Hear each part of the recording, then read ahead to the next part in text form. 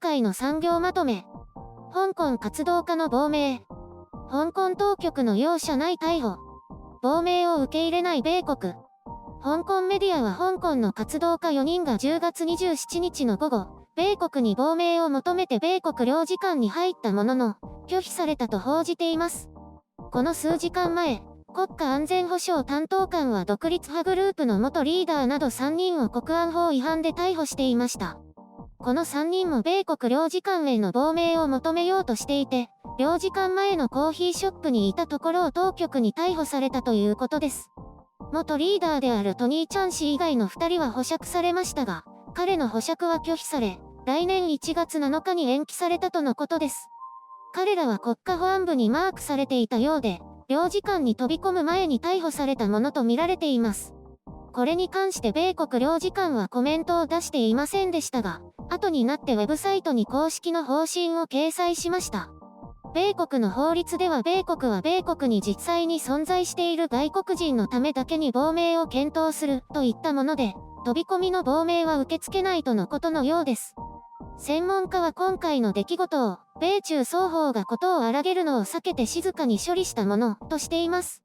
これまでもこれからも米国が香港活動家の亡命を受け入れるのは極めて例外的な場合のみということです。また、国安法以降の亡命受け入れは両国政府間の重大な事件となることから、米国はより一層慎重さを高めているようです。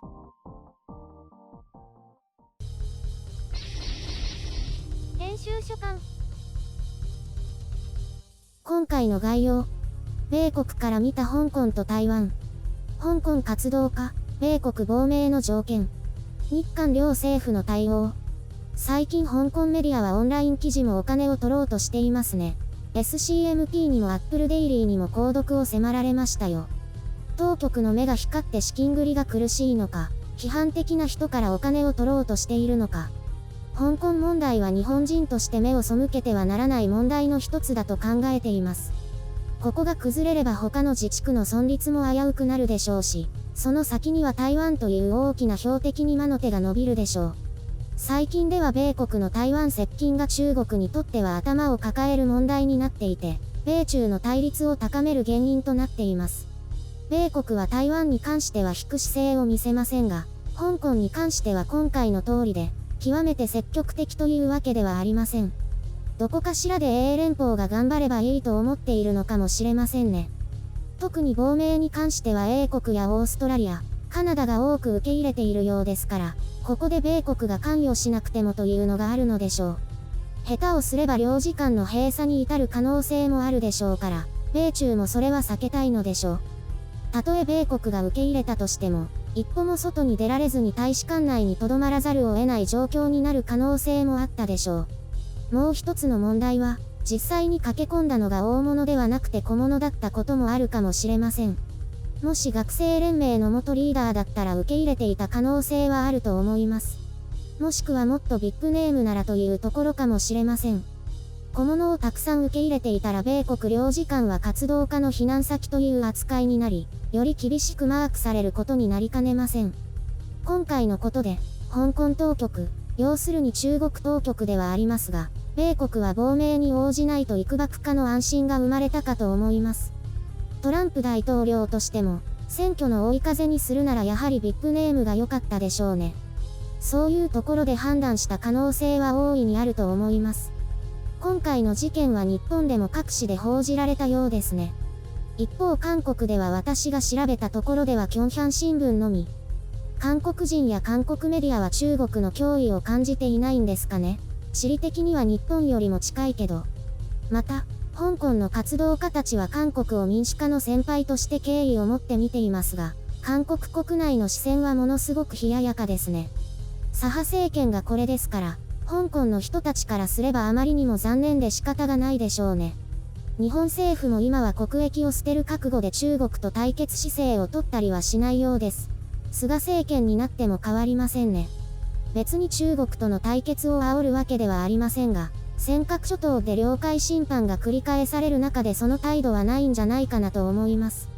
日中間ではいくつもの問題が存在しますが、政府としてはそれぞれ個別の対応をしているようで、確固たる対中国という姿勢は見えません。当然実利の方が気にかかっているわけですが、中国にしてみれば扱いやすいでしょう。花より団子。人権や領土問題よりも日中間の経済活性化で経済回復につなげたい。そうしたものが優先されているようです。全く理解できないわけではないですが、もう度を超えているのにまだそんな姿勢ですか？と言いたくなりますよ。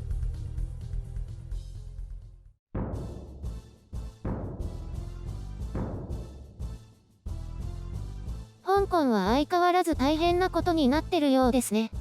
亡命者がすごく増えているようだから、香港の本土化の完成もそう遠くはないように思いますね。選挙も延期されたし。もう時間の問題ってこと？そうでしょうね。逆転劇は起こらないでしょうね。私は半ば諦めています。最初からそんな風に言ってたよね。今はホットラインができて、市民が簡単に密告できるようになったらしい。今回の発端となった3人の逮捕も密告によるものだったとか。疑心暗鬼になっちゃうね。そのうちアメリカの領事館近くを散歩しただけで密告されそうだね。デモに参加したことがあるだけの穏やかな人たちも5人逮捕されそう。外国の領事館は近づかない方がいいね。近くのコーヒーショップもやばいかもね。密告する側も一応社会貢献のつもりなんだろうけどね。まあ中国当局はこの密告制度の確立で本土化に大きく舵を切ったと思いますね。市民たちがどんどん通報してくれますから。監視ってどれくらいされているの？もう筒抜けなんだろうね。だからネットとかは自衛してから見なければならないと思う。そんなことできるの？監視技術が上がっているから難しくなってきているだろうけどできると思うね。香港の活動家たちはそういう情報には詳しいみたいですよ。ただ、今の時代は電話番号があらゆる情報と結びついているからそこが難点なんだよ。SMS で登録したりとか？そう。中国政府も今やあの手この手で監視強化に努めているみたい。スマホのブラウザもブロックが強化されるみたいよ。今更何をブロックするの？市民メディアって言っているからウェイボーとかウェイシンとかそういう個人が発信するようなものも含まれるんじゃないかな。iPhone も？今のところ国内メーカーだけだけど、中国ではそれで十分だと思う。フィルタに引っかかったブログは潰すし、あらかじめフィルタもできる。それでひとまず満足していると思うね。中国って息苦しいね。絶対行きたくない。でもそこで生まれ育った人はそれが普通だと感じるだろうね。外の世界を知らないと比較できないし不満もないよ。そっか。中国に生まれなくてよかった。中国人は中国に生まれてよかったと思ってるよ。香港の人以外？そうかもね。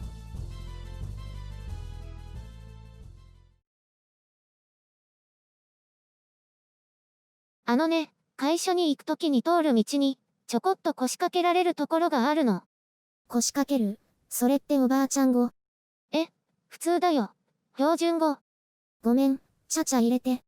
でね、そこにすごく幸薄そうな女の人が毎朝座ってるの。なんなの？幸が薄そうって、顔？顔もそうだけど、体型とか服装とか雰囲気とか全部。まあ、幸薄そうな人って顔だけってことはないよね。なんとも言えないんだ。一人でちょこんと座ってるの。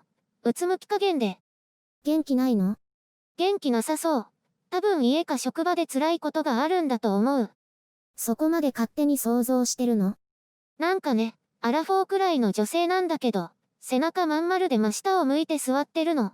いろんなことに悩んでる感じ。いつも同じ時間にいるの？私がいつも同じ時間じゃないから見ない日もある。この前1週間くらい見なかったから、まさか早まったのではって本当に心配しちゃった。早まったって。でもその後また座ってるの見かけて、よかった。早まってなかったってすごくほっとして微笑みながら通り過ぎました。時間が合わなかったかお休みだっただけじゃない？あと、どうやら早めに来て、そこで時間を潰しているらしい。いつも時計を見て時間になったら職場に行っているみたい。歩く時もうつむいてしんどそう。すっごいどうでもいい話だね。そう？毎朝すごく気になる人なんですよ。大丈夫かなーって。いつまでも元気でいるといいね。元気はなさそうだけどね。幸せになってほしい。